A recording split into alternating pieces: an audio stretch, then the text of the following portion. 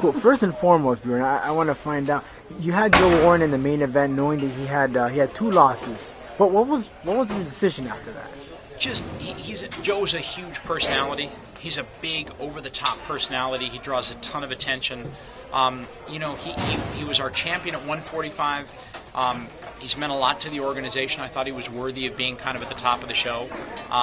And he needed to get a win. It was a desperate fight for him. He could not afford to get another L. He needed a W, and he got it. He relied on what Joe does best, which is where he won a world championship at wrestling, and he was able to dominate the fight and win every single round. And he walked away with a W. Secondly, you returned back to Hollywood, Florida, where Bellator had its first show. Can we expect more Bellator coming down here? And it was kind of like a quick decision from you guys, because we didn't see too much or hear from it. Yeah, I hope so. I would love to come back from it. I think this is like our 10th or 11th event that we've done down here. So I would love to be back here. We've had some good conversations with the people at Seminole Hard Rock about coming back and doing our shows on Spike here, which will be a huge additional marketing push and advertising push. So my fingers are crossed. I mean, it's been a good home for us, and I would love to be back here with the Spike series, because it will be bigger and better and badder and louder and more exciting. And so hopefully we can make it work. When I talked about women's mixed martial art, if you have known, they're making big impact right now. You got Invicta FC. We heard that UFC signed Ronda Rousey.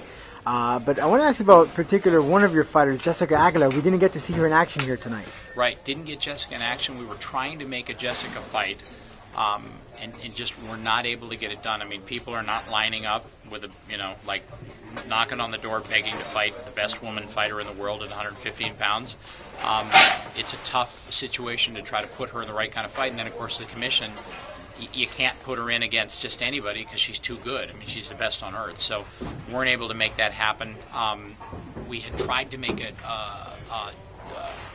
Zoila Frosto fight happen. But, Zoila is fighting up at 125, and Jessica really feels like she's a 15-pounder. We tried to kind of figure out a happy medium between the two and couldn't get it done.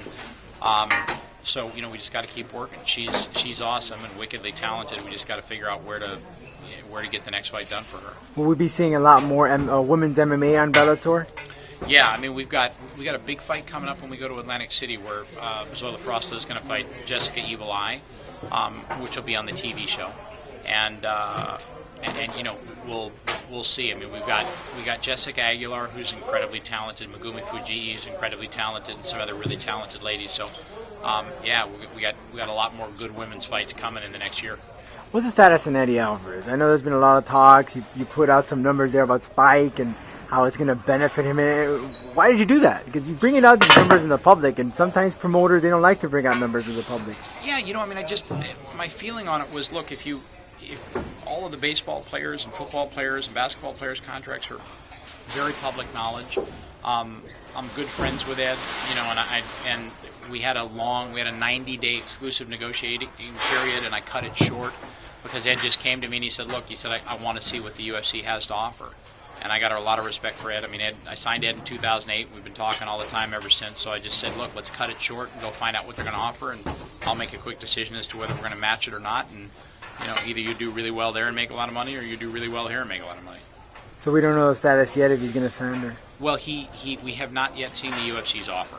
So as soon as we see the UFC's offer, which I would assume will come in the next week or two, I sent Eddie all the paperwork so that he's free and clear to go take that offer about a week ago. So I'm assuming it'll come pretty quick, but I don't know. I mean, I don't know what they do in-house, but I'm assuming it'll come pretty quick. And correct me if I'm wrong, I also saw a post that you had released the numbers of Hector Lombard's salary of the UFC. Is that true? Yeah, we had there was a discussion and somebody brought up the numbers to me, and I confirmed some of the numbers in Hector's deal, the signing bonus numbers and his first fight numbers, and which I confirmed for an interviewer that was asking me questions. And that's just basically confirmed, not to just look, this is what they offered and so forth. Yeah, I mean, I was asked specific questions about what Hector's, how much had been offered to Hector as it related to what I thought would be coming from Eddie. And I said, look, if it's a Hector level offer, it'll be one analysis. If it's less, it'll be a different analysis. If it's more, it'll be a different analysis. We have to see what those numbers are. and we'll see what they offer Ed and where it fits into our equation. It's Gotcha. all a math equation. It's all about business. It's not. I love Ed. I would love to have Ed fighting here for the rest of his career. I'd love to have him stop his career here, but it's a business. With we don't know yet, but could see that the decline of Strikeforce and you guys moving up to number 2 and you guys going up to Spike. What are we going to be expecting from you when you go on Spike? We have heard that the UFC also is going to counteract your programming by airing something. What do you have to say about this? What does Bellator have in mind? It just, we're going to just literally, I don't mean to sound like, Pollyanna about the whole thing, but we're going to just put on great shows. And fans are going to be able to watch great MMA when they tune into Bellator. And we're going to do, incredible tournaments, and we're going to have world-class fighters in those tournaments, and we're going to tell their stories, and we're going to focus on them, and we're going to use every cutting-edge production tool that we can possibly use to give fans a better view and a better experience and more insight. This is a competitive environment. It's a competitive environment, and it attracts competitive people, which is completely understandable.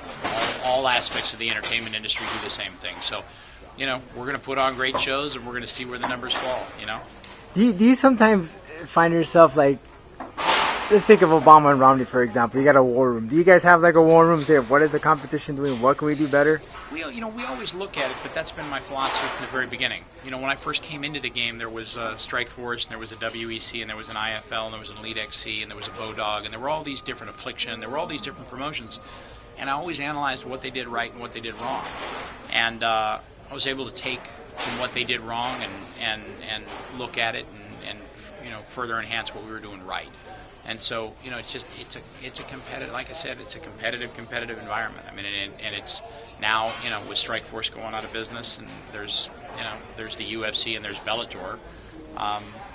They've got the Fox relationship, which is terrific, and we've got the Spike and Viacom relationship, which is awesome. And we'll see how the whole thing plays itself out.